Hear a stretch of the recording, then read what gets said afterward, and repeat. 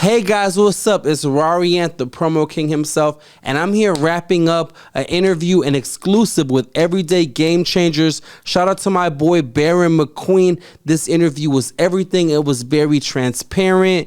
It was very homey, cozy. You see how I'm vibing right now. Yeah, whenever you're in Miami, check him out. Everyday Game Changers. If you haven't been here, you missed out.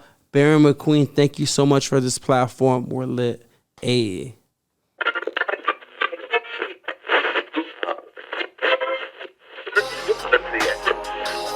Welcome to the Everyday Game Changers podcast. You will hear from everyday people in business, music, community, and more who are changing the game. And now your host, marketing expert, and personal branding specialist, Barion McQueen. Welcome to another episode of the Everyday Game Changers podcast. I am your host, Barion McQueen, and you know how we do each and every week, talking to game changers in business, music, community, and more. And today's guest fits a lot of categories. I got Rarri in the building. What's good? What's up? Thank you so much for having me. Artist. Let me get some. Rarri's in the building. Yes, let's give it up for me. Thank you so much. So we could go a lot of different directions because at one point I almost thought you owned Rap Snacks. Rarri went so hard with Rap Snacks. I'm like, he must have some kind of percentage in the company. So give everybody a brief, because I don't even know what title to call you. Like, you wear a lot of hats. What would you call yourself? I wear a lot of hats. So first of all, thank you so much for having me. My schedule is very busy. I forgot I had this today. So had you not text me this morning. That ain't nothing but God. I don't never text my guests, bro. Listen, well, that means when me and you are closer than we think, because you text me. I'm like, oh my God, I forgot I had this thing. I forgot I committed, but this is my friend. And I don't care what I'm doing tonight, I'm coming. Appreciate it. So I'm like, I already blocked it in my calendar, whatever. But yeah, you said the time. I know I'm running late. Sorry, guys, but I'm here. Y'all know how I'm such a stickler. Oh, yeah, no, I was pressured. I was telling, the last podcast I was on, I got to go. You guys got to figure the rest of this out, whatever. But yeah, thank you for having me. But yes, I do wear a lot of hats. So what's the question? What all do I do? What would you call you? I guess it's more like serial entrepreneur would be fitting, right? So, but run them down to me and don't be shy. Don't be humble.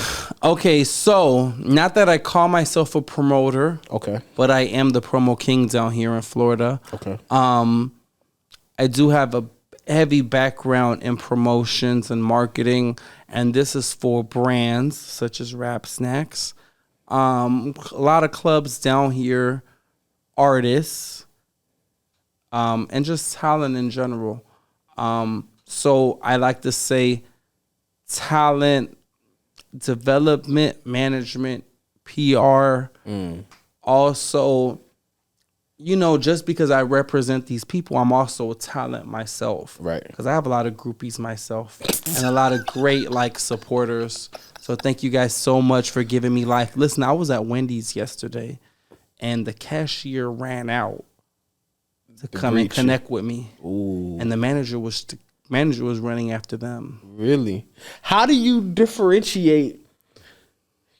Because that's a tough space to be in, right? Wait, but hold on. Also, TV personality. I'm on TMZ. I shot my 11th episode yesterday. I am on Love and Hip Hop Miami as well. So, yeah. So you wear a lot of hats? Many hats. I wish I had all the hats to wear, but, whatever hat wants to sponsor me, I'll wear that many hats. And, just... Talk to us about this brand that you got in front of us today. What is that? Oh, my God. I forget all the things I do. Okay, so shout out to Nyack. Nyack is cognac. We have here Nyack. Trina is part owner in this brand. So we have the cinnamon fire. She has her 2 flavors. And then we have the peach, right? So the month of June, I said I'm on a detox. But that detox always breaks whenever it comes to me being on significant platforms like yourself. And, you know, I got to promote the brand. And we can't promote the brand with me being on a detox. Got it. That's whack. So cheers to Nayek and cheers to you. I'm just going to extend my detox like a day or two. But so that's a good segue. How, like, I know you because you're integral part of Trina's team. define integral. You know, I mean, integral, super important role on Trina's team. How are you even introduced to Trina? Okay, so even though KD may be mad at me, you know, I was Shout out to KD. Shout out to KD. You know, KD like unfollowed me right now, but whatever, it's fine. I'll make it up to you, don't worry. But you know, I was doing my thing with events and marketing. I threw one of my friends that I met in the industry who's behind the scenes. You guys may not know him. I'm not going to mention his name. But he suggested me to an event. He recommended me to one of his friends. And to help him with an event, I did a great job. And he's like, Rarri, you did a great job with this event. And I'm supposed to go out with Trina and her manager to the club tonight. And I'm too tired. I can't make it. I'm going to pass you my invite. But, he said, but be mindful. Make sure they like you. And I did. And I went. And he connected me with the manager. When Trina and her manager came in, I went in with them. You know, just me being who I am, I was very nice, a lot of hospitality, and they liked me.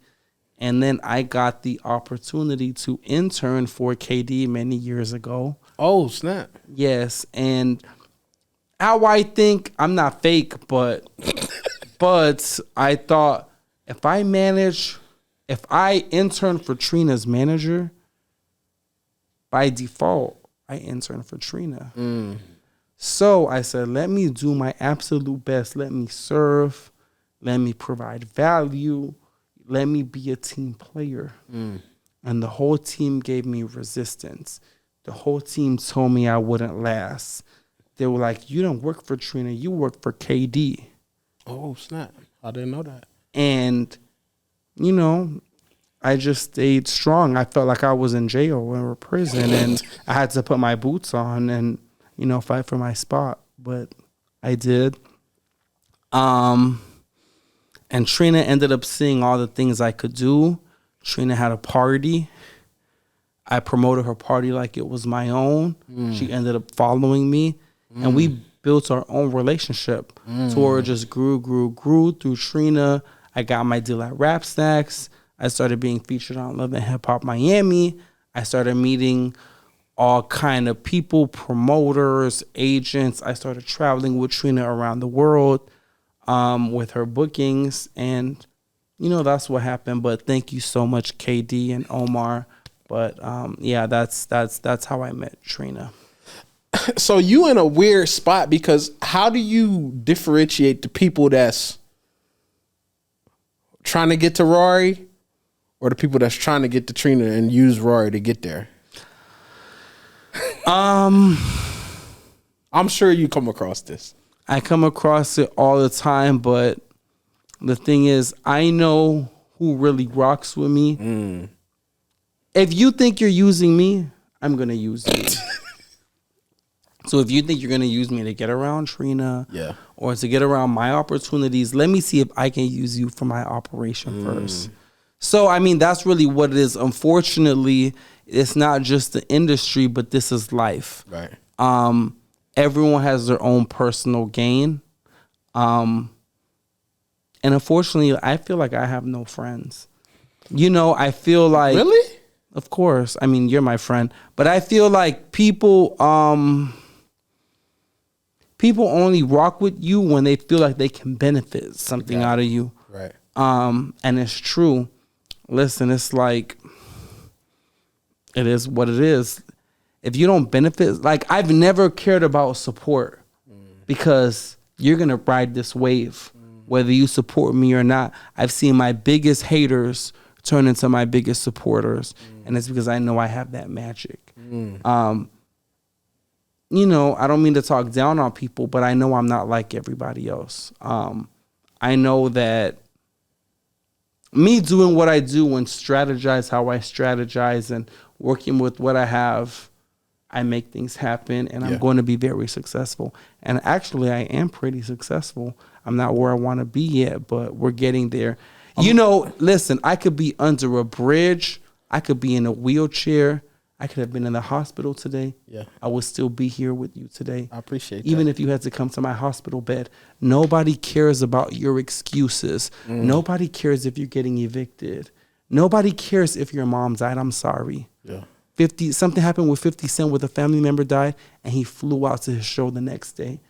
Nobody cares. And I come from a family of government assistance, food stamps, Section 8, and I told my mom, which my mom likes now, all my pictures, all my posts. I said, my mom used to tell me, you're fucking up my Section 8. I worked for this for many years. I was like, Section 8? Oh no, that can't be my future. Wow. You know, she would tell me, hey, they're coming on Thursday. You can't be here. Fuck you and Section 8. Wow. I'm not fuck you, Mom, but you know the situation. Yeah. But I'm not going to be a victim of circumstances. I'm not going to work a regular job. I'm not going to end up with kids and on government assistance. Yeah. That's just not the life for me. I'm sorry. You guys could settle for it. I'm not going to. And that's the kind of people I want around me. None of my friends work 9 to 5s. All my friends are entrepreneurs. Oh, no, I don't have friends. All my acquaintances work 9 to 5. None of my acquaintances work 9 to 5s. I don't have to worry about them being up at 8 a.m. or whatever, you know. But yeah, I'm just, I keep myself around a lot of entrepreneurial spirit and go-getters and hustlers and things like that. So I don't even know if you remember this. My first introduction to you invited me to, I don't know what, it was an event at KOD years ago. This is when I was like running around. Was it still KOD or was it Babylon? Was it Babylon? Because, you know, this KOD is not like the original KOD. Okay, so this was, because I used to work the real KOD, but. Matter of fact, this event I was invited to, I was there because this one I was running around doing hip hop dose stuff. So actually, I met KD that night at this thing you invited me to. Was it the Super Cindy event? It was Super Cindy's Super event. Cindy Queens Don't Compete. Shout out to you. Queens Don't Compete. That's my first introduction to you. It was when I first met you. Well, that means you caught my eye. Yeah. That was the first introduction to you. I met KD that night. I met CJ. Even though she was in and out. CJ Hercules that night. I knew Super Cindy just from running around. And then every time you just be like, yo, I got this coming on, and I would just pull up. When you was doing Hookaholics with Love and Hip Hop Miami nights, go to those, and then me, you, and Vanna do some artist showcase or whatever. So, but it's always been genuine. I seen you mention something on social media that said, I have all of these opportunities and all these talented people don't never have no budget. So okay, that was a statement, but what's the question? What's the issue you find with, like, because you guys have access to a lot of up and coming talent. Who's you guys? You, Vanna, y'all. I can't speak for nobody else. I'm speaking for myself. I'm speaking for you. You have eyes on you from a lot of up and coming talent, right? More than that, I have eyes on me from corporate offices of big, huge TV shows, networks, award shows, you name it. A lot of people say, wow, you need to be more humble, but no, you guys need to get with the program. I'm the new wave. We all know that. And I mean, I am humble. I wasn't. But when you guys piss me off, or when you guys think I have to dim my light down, I don't have to do that. I put in my work to be able to brag about my resume. So respect it, or I don't know, just don't be around me. But I put in a lot of work. But what was the question? The question was about all of these opportunities. What do you feel is a lack of what the artists have that they can't get access to these opportunities? I mean, it's not really about the budget. Okay, so I can make a post right now. I could easily say something like, hey guys, what's up? It's Rarri Ant, the promo king himself, and I'm looking for new artists to work with for this month. My DMs would be slammed. But I don't even reply to my DMs. I'm like, hey, or if I do reply, I'm like, hey, fill out the link in my bio, the artist services.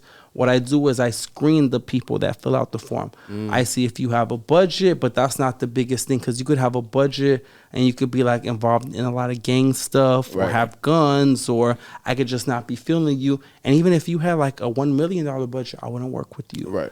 Because I just want to have peace of mind. But if I like you, if you have some kind of budget, if you kind of get it, you know, I'll work with you. But it's like, I don't like when people pay me and they think I'm their savior. They have no plan. They want me to put everything together for them. They think that, you know, I'm going to take them straight to the top. I mean, I can do that. I've worked with so many people, but because of NDAs, I can't say anything. But I worked with Trina. Nicki Minaj flew me out. I was the marketing executive for Rap Snacks for 3 years. You know, I've walked Kanye West to the bathroom. It's just been so much things that I have done and I have endured. You know, I'm on TMZ. I've been on Love and Hip Hop. You know, I've put people on their first arena shows.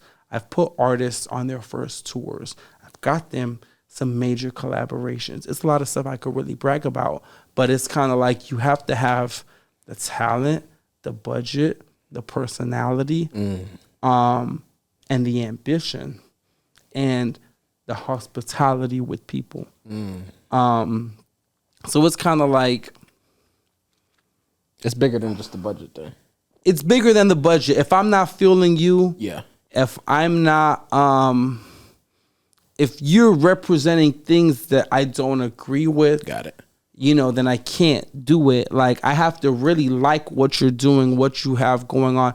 I'll work with you with no budget if I really believe in you, what you're doing, if you're easy to work with. Like, I'm a very charitable person. Got it. You know? What happened with Rap Snacks? What do you mean what happened with Rap Snacks? Do you mean I how I started working with them? Or so what? I know how you, like I say, like I seen you so involved with Rap Snacks. I'm like, yo, Rarri's the guy. Like nobody wasn't even, let's say nobody wasn't even talking about Rap Snacks until you was promoting Rap Snacks. You had pillows. You was doing a lot. What happened? Or why did you stop? Okay, so I'm going to give the whole thing as much as I can. I'll try to make a long story short. Let's say you was a brand ambassador for him, right? I was more than that. Well, what you was doing was way more than that, right? So I want you to give perspective. If somebody's going, I'm not going to give perspective. I'm going to give the whole answer. Let me hear it. So, give me the whole answer. I got you. I'll try to make a long story short, but when I started working with KD, thank you, KD, for all the opportunities you've given me. I appreciate it so much. But all the opportunities that KD has given me, you know, it has made me able to work with Trina, show myself, show my value, you know, work with her. And I knew that Trina's opportunities, the right ones, would kind of, how do I say, what's the words I'm looking for? Trina's opportunities would kind of trickle down to me. Okay. So I saw that with Love and Hip Hop. I saw that with Rap Snacks. Got it. And I saw that with a few other things that were not as big as that. So for those who don't know, I have to give some background history. In high school, I was the biggest candy seller. I didn't only sell candy. I sold hot sausages, honey buns, Rice Krispies, Pop-Tarts. I was the number one hustler in high school when scams was on an all-time high. People thought because the people I was around were big scammers that I was using candy selling and snack selling as a cover-up, and that wasn't the case. I'm just not with that life. I'm the kind of person that I think if I do this one time, I'm going to get caught. I can't sleep at night. Right. I could be scamming all day if I want to and make lots more money than what I make now. Yeah. But that just wasn't the path. Got it. For me. But I was always with, like, the popular girls always loved me. All the popular people in general, the guys, all the popular people liked me. I used that candy selling platform or that snack selling platform because I sold Capri Suns too, even chicken wings. But I used these things to keep up with my image because I was bullied. I was bullied in 9th grade. I was bullied in middle school. They told me, they just destroyed my my self-motivation. They just, I felt like I was nothing. In 9th grade, so I'm middle school, they destroyed me the whole 3 years, 6th, 7th, 8th grade, and I was in private school. But wow. But 9th grade, they, tore me down. They made fun of my New Balances, my Reeboks. And I was like, you know what?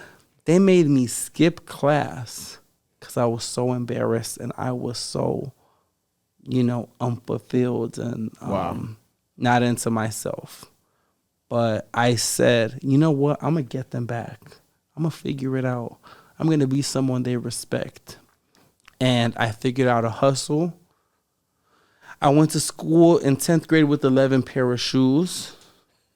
I made sure I was very strategic. I'm like, okay, I'm going to wear these 11 pairs even days, like, 2, 4, 6, 8. And then the 11 pairs again on odd days. Then the even days were the odd pairs. I just mix it up. So I had a head start with the 11 pairs of shoes, but really it was like 22. And then I sold candy, the Rice Krispies, the Pop-Tarts, the hot sausages, the chicken wings, just all that stuff. What's a moment that make you want to go there though? What, like, you always was a snacker, or? I needed to make money because these people were making fun of me. And I wanted to show them that, bitch, fuck you. But why snacks? It was the only way I had to make money because I was not doing the credit card scam. All right, cool. Listen, because I could have done that. I could have made quadruple times more. But like I said, I wanted to sleep peaceful at night. I'm not trying to go to jail and put my boots on and bite because, now I have like $17,000 teeth. Thank you, 5-star smile. Oh my God. But I didn't want to risk that. I'm not a fighter. I'm not about that life like in that way. But we could get there. But in high school, anyways, okay, let's get to the point. In high school, I sold snacks to keep up with my image. In 10th grade, I met a friend who was a DJ. He still would DJ. His name was DJ Bob. He would DJ all of the senior activities, the high school events, the pep rallies, the local parties, the team parties, the baby showers, all that. So when I started going with him to DJ these things just as his friend, and I was going with him to these things for 2-3 years, 10th, 11th, and 12th grade, and it was approaching my graduation time. And so to keep a long story short, I said, what can I do to make money when I graduate? Because I can't keep selling candy in high school. Right. And I was like, oh, I could throw parties. I kept that in the back of my head because I remember this girl whose name was Rebecca. And I just remember always going to her stuff with the guy, and people were wrapped up around the club or around the venue, the banquet halls. Yeah, to get to the party. And I remember, I'm like, oh my God, all these people are going to pay $20 to come in. So I'm like, let me take a mental note of this.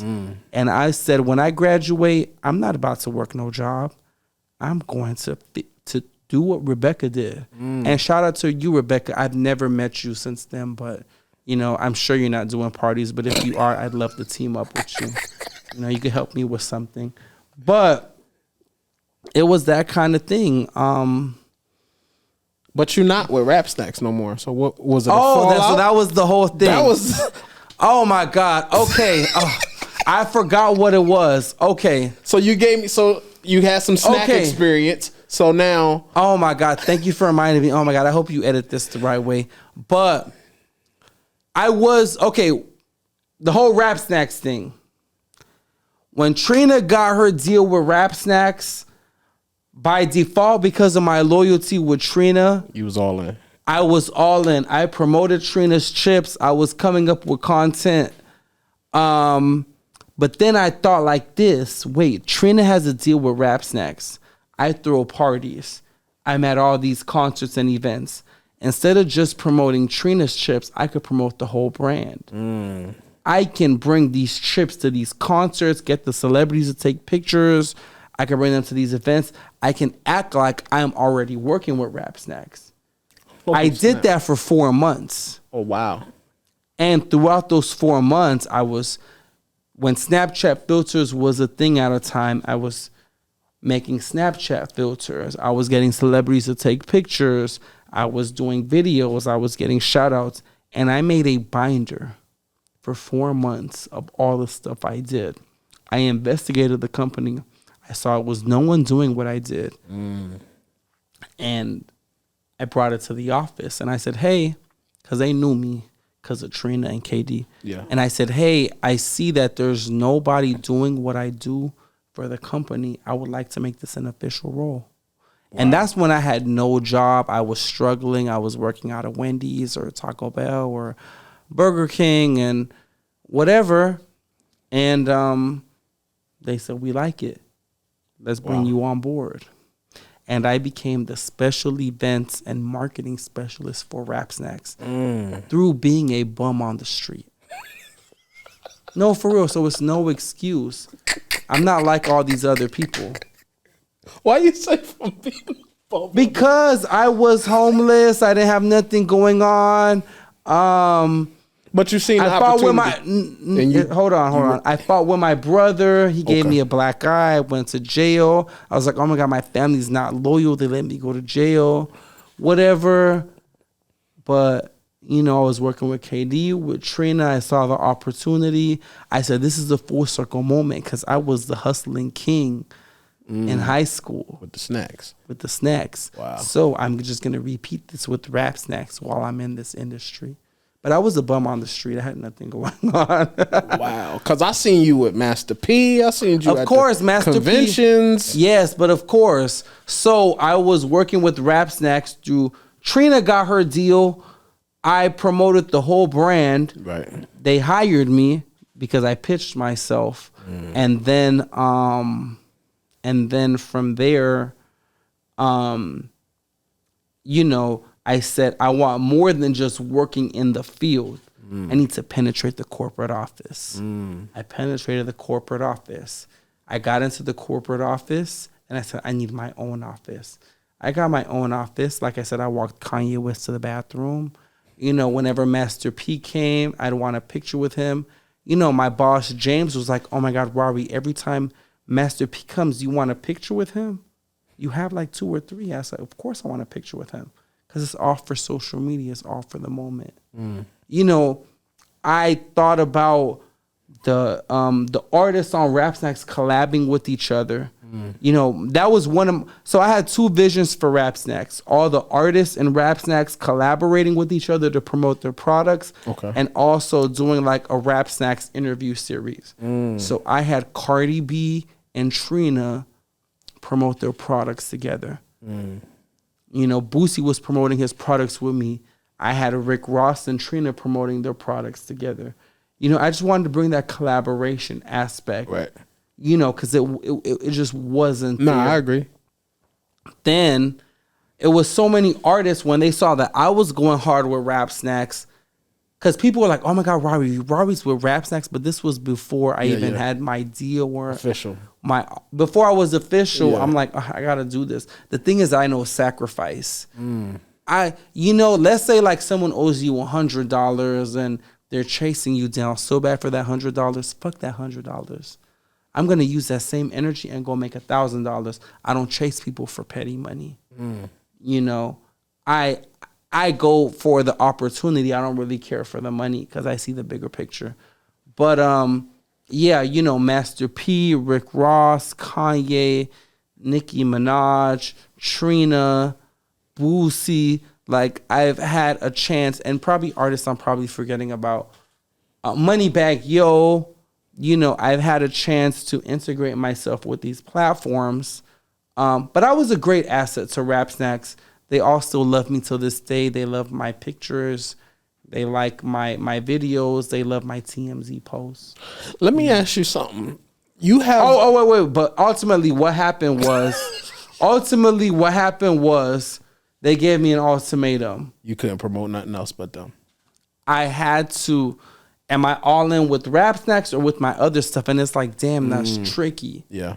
You know, I built for all these years all my other stuff. Yeah. And this is why you guys want me on board. They saw how popular I was. Yeah. They see the people I know.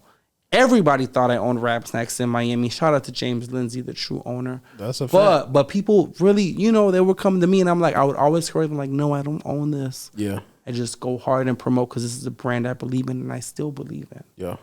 But this is but I couldn't commit to staying with just them and not doing your own thing. Right, because it's like now I'm at your leverage. Yeah. You know, and you couldn't do nothing else. Yeah, but they gave me that ultimatum multiple times. So I've seen you really navigate a room. Several rooms. When I say that, everybody knows what social media is, right? I feel like you've mastered social media. Why I tell you this, right? Me and you was at the HBO Max for rap shit. For rap shit. Okay, shout out to Issa Rae. Shout out to Issa Rae, right? Shout out to Chameleon for inviting me to the event. I'm with Rarri. It's open bar. It's a nice event. Food is free. This was a nice event. You was like, Baron, I'll be right back. I gotta work this room. And then literally I'm just on my phone sitting at the table with Vanna. And you already with Issa Rae. I'm like, I was just with Rarri. Tell me how important that is when you go into these networking events to really, how do you find yourself in them situations? So listen, for people that are saying I'm a clout chaser, I am. For people that say, oh my God, taking pictures with celebrities, that's not no real work. Yes, it is, because I plot for hours how I'm going to take a picture with the celebrities. I'm not fake, but if I know I'm going to assist this manager or this PR or this artist or this promoter, I'm going to make sure I give them excellent service. So at the end of the night, when it's time to take a picture with the celebrities to boost my credibility, they can't tell me no, because we love Rarri. Yeah. He was so nice tonight. He was so on point. I don't care if I'm drunk and I'm about to freaking fall on my face. I'm going to give the kid the look. And that's my secret, is ultimate hospitality.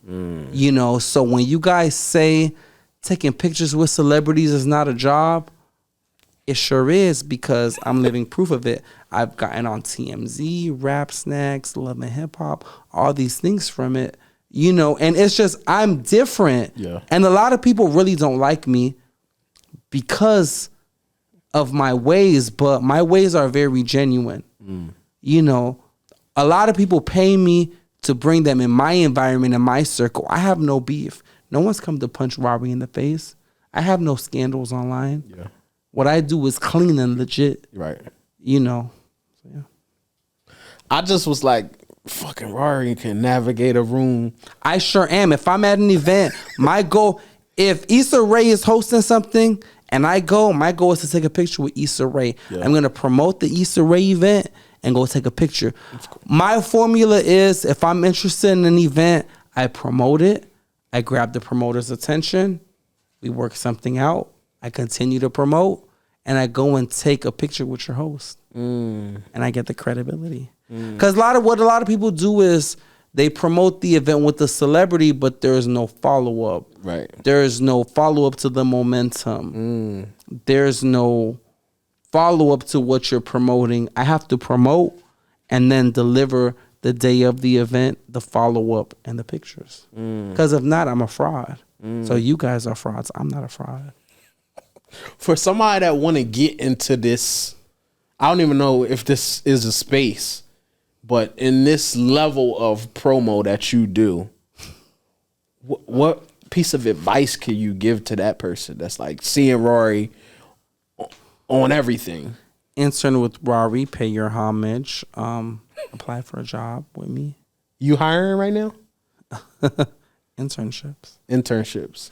But I put a lot of my people in position. Right. If you're an artist, definitely book your consultation. The link is in my bio. I got you. Just come with the right attitude. But for real, I'm like the real deal. I tell artists, if you can't survive with me, you're definitely not ready for the industry because I'm the most lenient person. I'm a nice guy. I want to see you win. I'm going to help put you on. My rates are very discounted. If I like you, I don't care about the money. You could do very minimal payments. Right. But I'm a real sensitive guy. I have a great heart. And I just feel like if you follow my lead, you'll be somebody. Now, if you can't survive with me, then, I don't mean to toot my own horn, but you're not going to make it with no one because people are not as nice as me. 5 years from now. 5 years from now, I'm rich. Doing what? What are you doing 5 years I'm doing what I'm doing on a bigger scale, but to be honest, I'm sick of dealing with people. I want to get into stocks, properties, investing in companies. To be honest, I'm going to start a blog page tomorrow because there's so much money in blog pages and I have the platforms and the people to build these blog pages. I'm going to get ad money. I'm going to get sponsorships, all type of stuff. I even need to start my podcast. So I tried to launch my podcast. I wasn't ready for it. I know if I launched my podcast tonight, I'd have so many celebrities that'll be involved. But, I want to ask you some questions. What is it that goes into the podcast? When did you think about your podcast? Because I need some wisdom from you. That's what I haven't mastered. What does it go into the podcast? What's the origin? What goes into this that people may not know? So my story, I was always somebody's guest on their podcast. I felt like people booked me as a guest because I'm knowledgeable, right? I can give some game. But after every episode that I was on somebody's podcast, they like, yo, man, you really dope, man. You should be a co-host on my podcast. So I didn't know if they thought I was just such a great host for their podcast or because I had marketing experience. If I go on their podcast, I'm going to blow it up, right? So if you go host anybody's podcast right now, just like what you did with Rap Snacks, you're going to do that for somebody else's podcast, right? For me, I didn't want to do that for somebody else until I understood how to do it for me first. So that's how I got into the podcast. I never wanted to be a podcaster at all, but I didn't want to build somebody else's shit before I understood it for myself. So I was like, you know what? I'm going to try this, see if I like it. Knew nothing about it, didn't know how to get episodes out, didn't know about Spotify, didn't know about iHeartRadio. I was just like, look, I'm going to just try it. And I was like, I needed a catchy name, but I didn't know what space I wanted to be in. What do you mean? Like, what were your thoughts of the spaces? So, like, I'm big on entrepreneurship, right? So I felt like the people that I interviewed no matter what industry they were in, they still was centered around entrepreneurship, right? Everyday Game Changers is the name of the podcast. So I wanted to interview every How much day. was the sign? Shout out to Create Neon for my sign. I feel like it was like $300. What can we get him to make my sign whenever I'm ready? I got a discount code for you and everything. We gonna do it.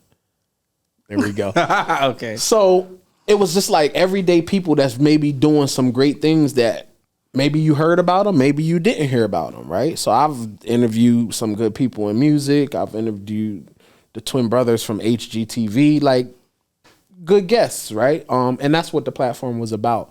So I always tell people, even now to this day, nobody calls me a podcaster because I'm not passionate about podcasting.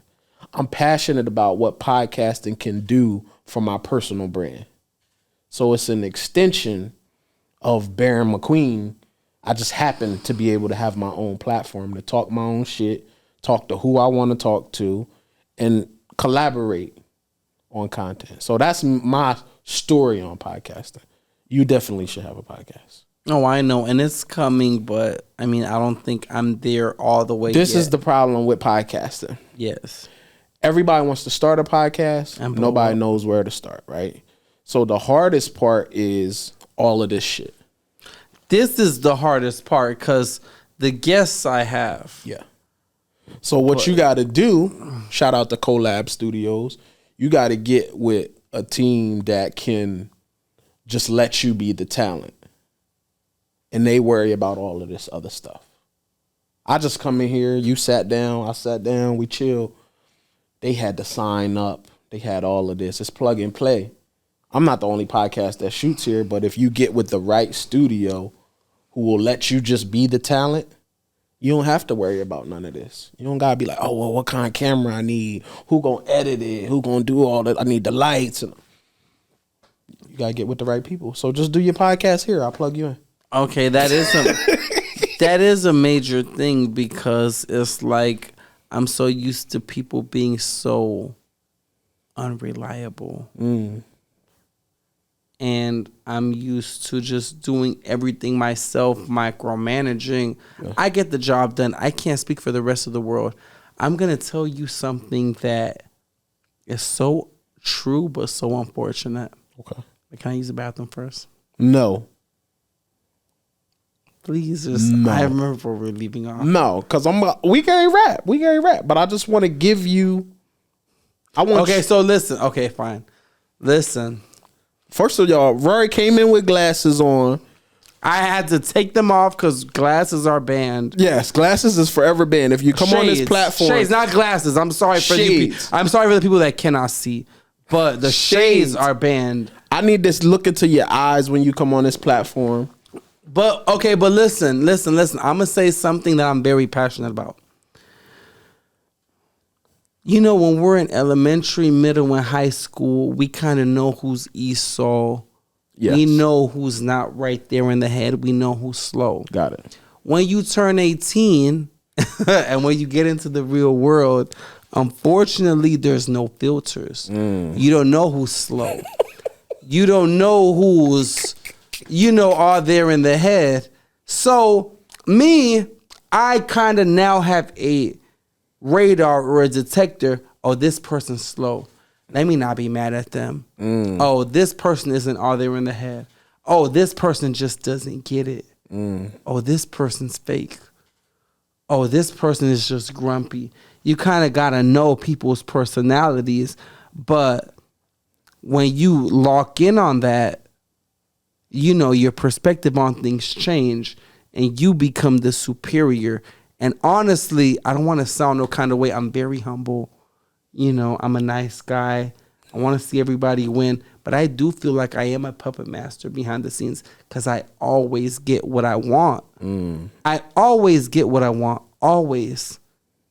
If it's a celebrity, if it's a local person, if it's a regular person, I get what I want.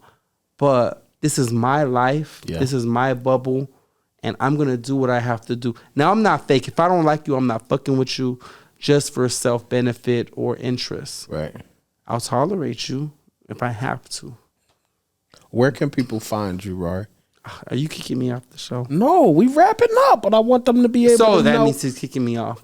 But people can find me. I'm about to delete my Twitter, so don't worry about that because I do nothing with it until I find somebody reliable to hire to run it. But you guys can primarily follow me on Instagram at Rarri Ant, RarriAnt.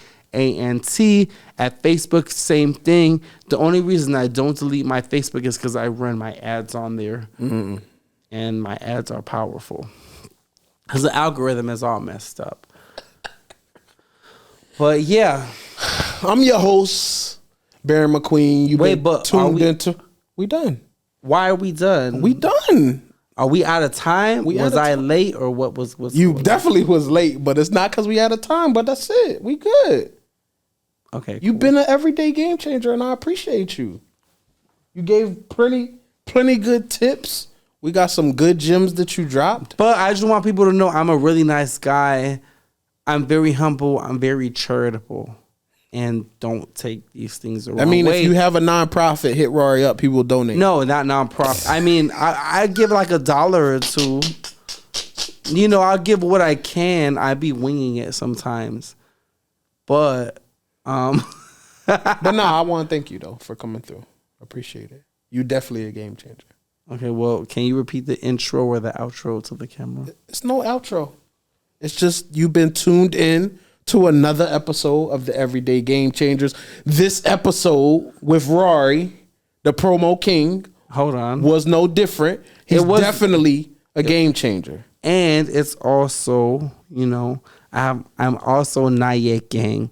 So if you guys don't know, Trina, you know, is partnered with Nayek, and she has 2 flavors. Nayek is cognac, by the way.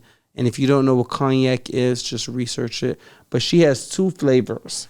She has cinnamon fire and peach. I was feeling spicy today, so I had the cinnamon fire in my cup, and I'm on a detox this month. So I kind of have to extend my detox like 2 or 3 more days. But we have peach and we have cinnamon fire. And these bottles are for you for tolerating me today. Tolerating you. Mm-hmm. Thank you. My guy, right. So is that it? We good.